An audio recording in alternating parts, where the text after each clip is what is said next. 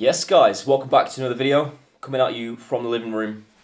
Just been for a good workout this morning, and I thought I'd give you an update of where I'm at in my training career, what's happening with me, and what my plans are. So just the last week I've decided that I'm going to take a break from powerlifting. I took a step back, analysed and thought, you know what, I'm actually not enjoying training at the moment. I thought I wanted to enter a competition in January, but looking at it, I actually don't want to do that. And what I'd rather do is focus on my physique. So, with that being said, I joined a different gym last week, and I've completed my first week of more power builder slash bodybuilding inspired workouts, and I thought it'd be a great starting point to show you my current physique. So I just whipped off the t-shirt. This is after a meal, so I feel like a little bit of it still sitting in the gut area, and give you a physique update. So basically, since I did my lockdown shred, which finished maybe April time, so I've been eating for about 6 or 7 months in a calorie surplus, but I've not been tracking anything. I've just been eating intuitively. Obviously, I tracked for a long time when I got lean, and I was a bit fed up with it in the end. If I had to guess, I'd say I've been eating about 3,000 to 4,000 calories a day, and I can definitely tell that a lot of that has turned into fat, but hey ho, that is the natty journey. Not all of your training is going to turn into muscle. So yeah, looking at these videos now, I'll probably put it alongside this so you can see at the same time. I've got quite a bit of fat in the midriff. I'm sitting at about 78 kilos. But you know what? I don't give a fuck. I'm loving training. Strength's at an all-time high. And people have to understand that when you're natural, it's not the worst thing in the world to have a bit of fluff. Like, everyone thinks that it's the best thing ever to stay lean, shredded, six-pack, under 10% body fat. That's not the case. Often,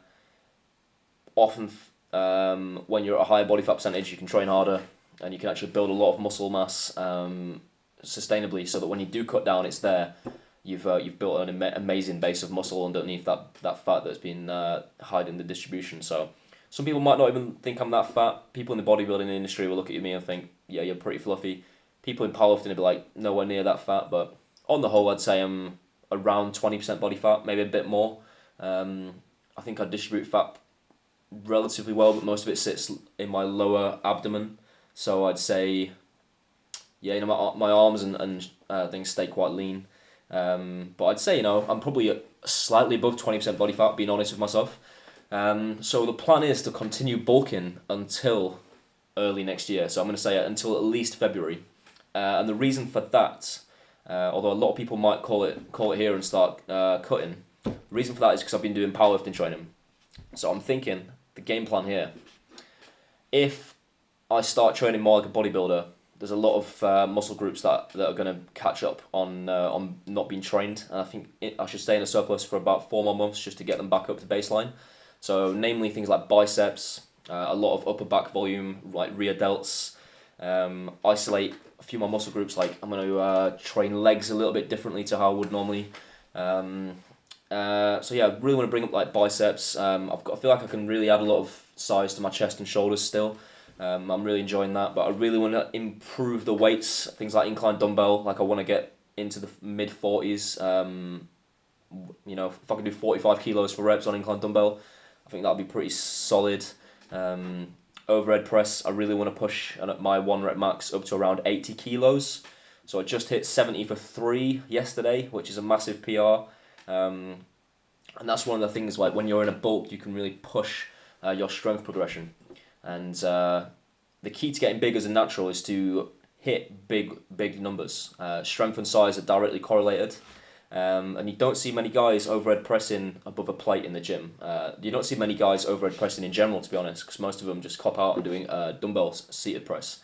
But you know, if you can overhead press your body weight, your shoulders are going to be huge. I have not seen many people at all in my gym career that can overhead press the body weight. Never mind overhead press the body weight for reps. So you know, if you want an uncommon physique, you have to be putting out uncommon strength standards, and that's the way it's got to be as a natural. You've got to get strong. So that's where I'm at, and that's the game plan. I'm going to keep bulking up until probably end of February, and I'm going to track all my calories as well. I thought, rather than just guessing what I'm putting into my body, I'm going to make sure I'm aware of it. So starting from a couple of days ago, I've been tracking, and I'm aiming for 3,000 calories a day, and roughly 200 grams of protein. And I'm going to record my weight and see how it changes. So I'm about 78 kilos at the moment, and if I eat 3,000 calories and it doesn't go anywhere, I'll slowly look to increase that. If it starts to decrease, I'll increase it. If I'm gaining weight too fast, I'll scale it back a little bit. But yeah, it's exciting times. And I also wanted to just put my physique update on here as well, just to show people not to be afraid of body image issues and body dysmorphia. I know it's something I personally struggled with. People might look at my physique and think, what are you on about? Other people might completely get it, and it's obviously a very individualized thing. But personally, I always struggle with accepting the way I look, especially when you're not in peak condition. I think it's very hard, especially if you're in a fitness circle. You're surrounded by so much content which makes you feel like you're not good enough. But everyone's on their own journey. We're all at different stages, and as long as you're healthy, that's the main thing.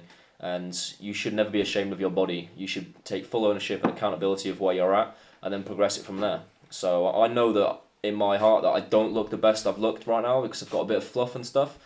But I know that come next spring, I'm gonna have the best physique I've ever had. And that's the trade-off you've got to make. If you want when you're lean, you want the muscle mass to go with it, and you want to look great, you've got to make the sacrifice now of being in a bit more fluff. And we're in the winter, so it's the best time to do it. I've always stupidly done my cuts in the winter, just because of that's the way that things have gone, whether it's just reaching peak body mass or lockdowns. But now we're doing it right. It's the winter time. Winter's made for bulking. You bros know this. And yeah, I want to add a lot of size and to see what we can get. So I'm going to take you on a journey. This is like episode 1 and entering into this bulk. And I hope you guys can relate. I hope you get something out of seeing my start point. Obviously, I've been training for, let's say, 5 years at this point. I've had quite a lot of ups and downs and different training styles. Started out training just in the university gym, and then I got into powerlifting for quite a long time. Then I got a back injury, and then I went back into powerlifting, and then power building, and then back into powerlifting, and now I'm going back in bodybuilding. But it's all added up. Like my strength standards are pretty high, I think, for my body weight and my age. And now it's just time to use the strength that I've developed in that neuromuscular adaptivity to gain some contractile tissue, boys. So yeah, that's about it. Keep looking out for new videos. I'm quite excited to develop the channel. As of making this right now, I've got 227 subscribers. But if you want to keep adding to that number, if you enjoy the journey and the process, then please do. As always, comment down below. Let me know your name, how you're training, what's going on, what are you doing, are you enjoying the videos, what sort of content do you want to see? And obviously, it's great to get engagement and build a bit of a community here. So I think that's about enough for this entry, for this bulk transition and my process now for the next few months. Hopefully I can put a few workout videos in there as well. But yeah, just keep fucking training, guys. Let's go. It's the best thing you can do for yourself, mentally and physically. So yeah, signing out.